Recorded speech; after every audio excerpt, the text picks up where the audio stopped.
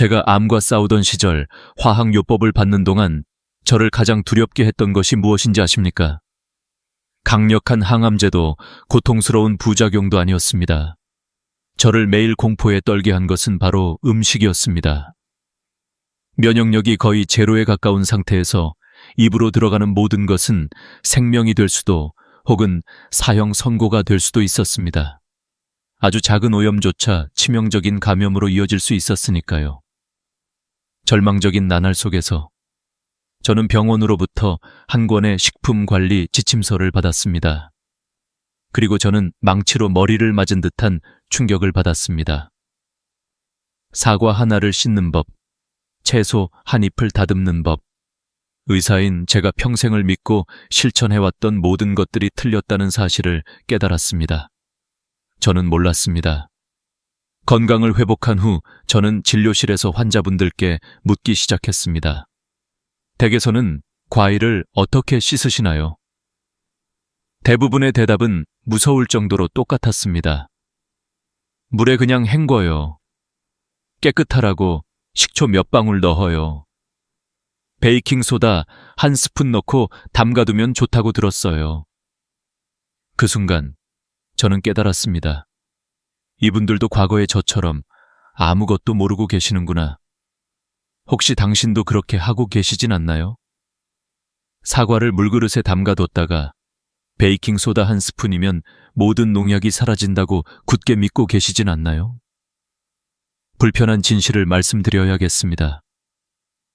그 방법들은 거의 아무런 효과가 없습니다.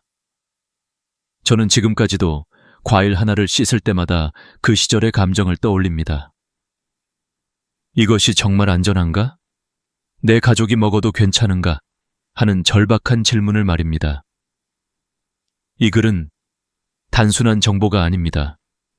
당신의 가족을 지키는 방법입니다.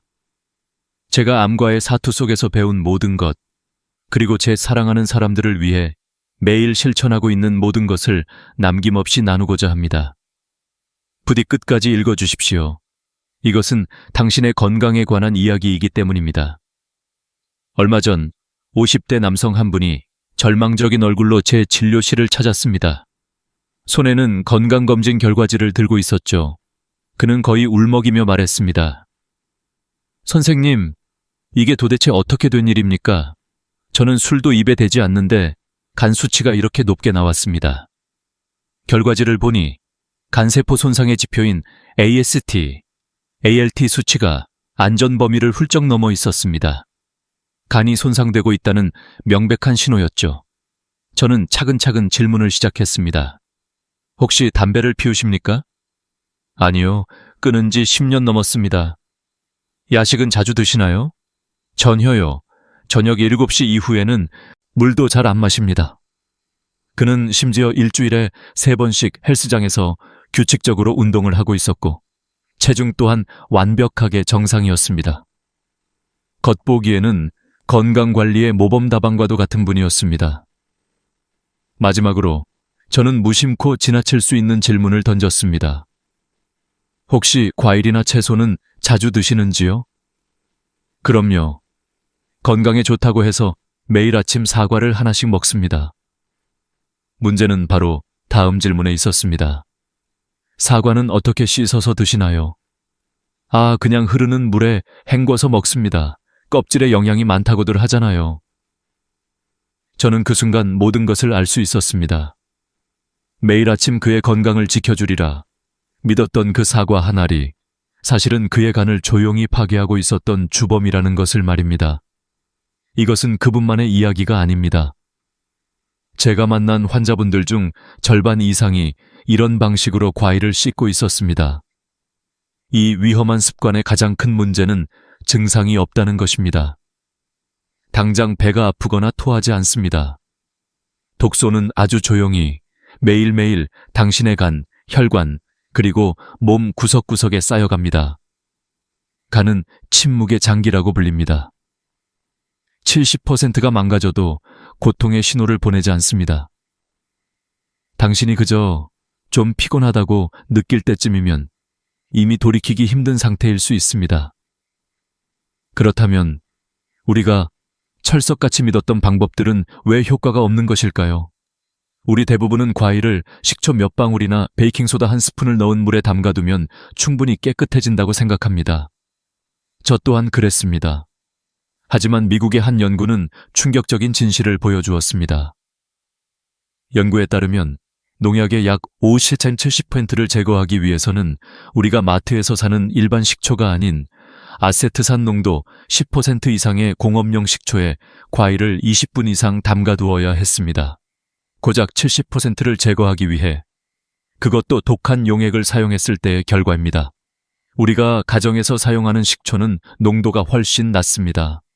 물 한 대야에 몇 방울 떨어뜨리는 정도로는 농도가 거의 0에 가깝습니다. 이는 맹물로 씻는 것과 큰 차이가 없다는 뜻입니다. 더구나 상추나 딸기처럼 연한 채소를 그런 독한 식초 용화액에 20분씩 담가둘 수는 없는 노릇입니다. 진짜 이유는 우리가 간과했던 한 가지, 바로 과일 껍질에 왁스 코팅에 있습니다. 마트에서 사 온 사과를 만져보십시오. 표면이 매끄럽고 반짝거리지 않나요? 이것이 바로 유통 과정에서 신선도를 유지하기 위해 인위적으로 코팅한 식용 왁스입니다. 왁스 자체는 소화되지 않고 몸 밖으로 배출되므로 큰 문제가 되지 않습니다. 하지만 진짜 비극은 그 왁스 코팅 아래에 무엇이 있느냐입니다. 농약은 기본적으로 비에 씻겨나가지 않도록 물을 밀어내는 성질을 갖도록 만들어집니다. 그런데 이 왁스 코팅이 물을 밀어내는 농약을 껍질 표면에 완벽하게 가두는 역할을 합니다. 물을 밀어내는 왁스, 그 아래에 숨어있는 물을 밀어내는 농약. 이것은 말 그대로 이중 철벽 방어막입니다. 당신이 아무리 물로 헹구고 식초물에 담가두어도 물은 이 방어막을 뚫지 못하고 독소는 비웃기라도 하듯 그대로 남아 당신의 몸속으로 들어오는 것입니다. 그렇다면 유기농을 먹으면 되지 않나요? 저는 안전합니다. 이것은 매우 흔한 생각이지만 안타깝게도 위험한 착각일 수 있습니다. 유기농 식품이 화학 농약을 사용하지 않는 것은 사실이지만 그것이 100% 순수함을 의미하지는 않습니다. 당신이 구매한 유기농 식품이 재배된 곳이 어디인지 생각해 본 적 있으신가요? 그 농장이 공업단지 근처에 있거나 자동차가 쌩쌩 달리는 도로변에 있을 수도 있습니다. 공장 굴뚝과 자동차 배기관에서는 매일 독성 물질이 뿜어져 나옵니다. 그 중에는 다환방향족 탄화수소란느 1급 발암물질도 포함되어 있습니다. 이 미세한 독성 먼지들은 바람을 타고 수 킬로미터를 날아가 우리가 깨끗하다고 믿는 유기농 채소밭과 과수원에 조용히 내려앉습니다. 우리 눈에는 보이지 않습니다. 더 끔찍한 사실은 이 물질들이 한번 식물 표면에 달라붙으면 일반적인 물세척으로는 거의 제거되지 않는다는 점입니다. 결국 농약을 피하려다 더 무서운 발암 물질을 섭취하게 될 수도 있는 것입니다. 위협은 여기서 그치지 않습니다. 또 다른 보이지 않는 적, 미세 플라스틱. 이 매일 우리 식탁을 침범하고 있습니다. 우리가 배달시키는 뜨거운 국물 음식들은 대부분 플라스틱 용기에 담겨옵니다. 대부분의 용기는 비교적 안전한 PP 폴리프로필렌 재질로 만들어지지만 열과 만나면 용기 표면에서 눈에 보이지 않는 미세 플라스틱 입자들이 떨어져 나와 음식에 섞입니다. 우리는 그것을 먹습니다. 대부분은 몸 밖으로 배출되지만 나노 크기의 아주 작은 입자들은 혈관으로 침투하여 온몸을 떠돌다 뇌까지 도달할 수 있습니다. 결국 우리가 안전하다고 믿었던 모든 것들은 충분하지 않았습니다. 식초 몇 방울로는 당신을 지킬 수 없습니다. 베이킹소다 한 스푼도 마찬가지입니다. 유기농이라는 라벨 또한 절대적인 안전 보증 수표가 아닙니다. 그렇다면 우리는 무엇을 해야 할까요? 무엇을 믿어야 할까요? 절망하지 마십시오. 지금부터 제가 직접 배운 그리고 제 환자의 간 수치를 기적처럼 정상으로 되돌렸던 그 방법을 정확하게 알려드리겠습니다. 60대 여성 환자분의 이야기는 제가 환자들을 대하는 방식을 완전히 바꾸어 놓았습니다. 그녀는 매일 운동하고 식단을 꼼꼼히 챙기는 건강관리의 달인이었습니다.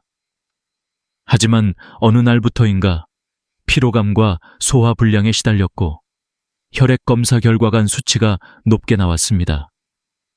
범인은 또다시 식초물에 씻어 껍질째 먹던 과일이었습니다. 저는 그녀에게 지금부터 당신에게 알려드릴 이 방법을 그대로 실천하시라고 말씀드렸습니다. 처음에는 그렇게까지 해야 하나요? 라며 망설이셨죠. 저는 제 자신의 이야기를 들려드렸습니다. 한 달 후 그녀는 환한 얼굴로 다시 찾아와 소화불량이 사라졌다고 했습니다. 그리고 3개월 후 혈액 검사 결과 그녀의 간 수치는 완벽하게 정상으로 돌아왔습니다. 그녀는 제 진료실에서 눈물을 흘리며 말했습니다. 선생님, 제가 제 손주들에게도 그렇게 과일을 씻어줬어요. 그녀의 후회와 아픔을 저는 결코 잊을 수 없습니다. 이제 당신은 진실을 알았습니다. 이 방법은 복잡하지 않습니다. 약간의 관심만 기울이면 오늘 당장 실천할 수 있습니다. 1단계, 단단한 껍질 과일, 사과, 배, 오이 등 왁스 코팅 때문에 가장 위험한 그룹입니다. 우리의 목표는 이 왁스층을 부수는 것입니다. 준비물, 워싱소다. 대형마트에서 쉽게 구매할 수 있습니다. 실천 방법, 작은 그릇에 워싱소다 가루를 담고 물을 아주 약간만 넣어 치약처럼 뻑뻑한 반죽을 만듭니다. 물을 많이 넣으면 농도가 옅어져 효과가 떨어집니다. 부드러운 수세미나 칫솔에 이 반죽을 묻혀 사과 표면 전체를 부드럽게 문질러 줍니다. 원을 그리듯 천천히 닦아내면 미끌거리던 왁스 코팅이 벗겨지며 껍질이 뽀드득거리는 느낌이 들기 시작할 겁니다. 바로 이 순간 왁스와 그 아래 숨어있던 농약이 함께 제거되는 것입니다. 마지막으로 흐르는 물에 30초 이상 충분히 헹구어 워싱소다 잔여물을 완벽하게 씻어냅니다. 워싱소다는 인체에 무해하고 물에 잘 씻겨나가므로 안심하셔도 됩니다. 추가 조언, 그래도 불안하시다면 껍질을 벗겨 두십시오. 과육에도 영양분은 충분합니다. 안전보다 중요한 것은 없습니다. 2단계, 무른 과일 및 송이 과일, 포도, 딸기, 방울토마토 등. 이 과일들은 절대 물에 담가두면 안 됩니다. 과일이 물을 흡수하여 맛과 비타민이 파괴될 뿐만 아니라 물에 녹아나온 농약이 과일 속으로 다시 흡수되는 최악의 상황이 발생할 수 있습니다. 실천 방법, 과일을 채반에 담습니다. 흐르는 물 아래에서 손으로 하나하나 부드럽게 문지르며 씻어줍니다. 흐르는 물이 오염 물질을 계속해서 씻어 흘려보내게 하는 것이 핵심입니다. 약 30초면 충분합니다. 3단계, 잎 채소, 상추, 배추 등. 실천 방법, 가장 중요한 첫 단계. 겉잎 두세 장은 아까워하지 말고 과감하게 떼어버리십시오. 겉잎은 농약과 벌레에 가장 많이 노출된 부분입니다. 안쪽의 연한 잎들은 상대적으로 훨씬 안전합니다. 잎을 한 장씩 떼어 흐르는 물에 앞뒤를 부드럽게 문질러 씻습니다. 세척 후에는 탈수기를 사용하거나 손으로 가볍게 털어 물기를 완벽하게 제거해야 합니다. 남아있는 물기는 세균 번식의 원인이 되어 채소를 금방 무르게 만듭니다. 4단계, 껍질을 벗겨 먹는 과일, 귤, 바나나, 수박 등. 어차피 껍질은 버릴 거니까 라는 생각은 매우 위험합니다. 껍질에 묻어있던 세균과 화학물질이 당신의 손으로 옮겨가고 그 손이 다시 당신이 먹을 과육을 만지게 됩니다. 실천 방법, 껍질을 벗기거나 자르기 전에 껍질째로 흐르는 물에 한번 깨끗하게 씻는 습관을 들이십시오. 이 작은 습관이 당신을 보이지 않는 위험으로부터 지켜줍니다. 깨끗하게 씻는 것은 이야기의 절반에 불과합니다. 올바른 보관과 처리가 나머지 절반을 완성하여 절대적인 안전을 보장합니다. 규칙 1. 물기는 신선함의 적이다. 세척 후에는 어떤 식재료든 냉장고에 넣기 전에 완벽하게 건조해야 합니다. 남아있는 습기는 세균의 번식처가 되어 식재료를 더 빨리 부패시킵니다. 규칙 2. 과일과 채소는 함께 살 수 없다. 사과, 바나나, 키위 같은 과일들은 에틸렌 가스라는 숙성 호르몬을 방출합니다. 이 가스가 상추나 시금치 같은 잎채소와 만나면 채소를 급격히 시들고 노랗게 변하게 만듭니다. 반드시 각각 다른 밀폐 용기에 담아 분리 보관하십시오. 규칙 3. 냉장고는 타임머신이 아니다. 냉장고는 세균의 증식 속도를 늦출 뿐 멈추게 하지는 못합니다. 특히 리스테리아균과 같은 일부 위험한 세균은 저온 환경에서 오히려 더 잘 자랍니다. 음식을 너무 오래 보관하지 마십시오. 규칙 4. 가장 중요함. 멍든 과일과 곰팡이에 대한 철칙. 멍든 부분. 과일에 멍이 들었다는 것은 그 상처를 통해 세균이 침투했다는 신호입니다. 당신이 눈으로 보는 멍든 부위보다 3배 더 넓은 범위까지 이미 세균이 퍼져 있습니다. 작은 부분만 도려내는 것은 의미가 없습니다. 가장 안전한 방법은 버리는 것입니다. 곰팡이. 예외는 없습니다. 지금 당장 버리십시오.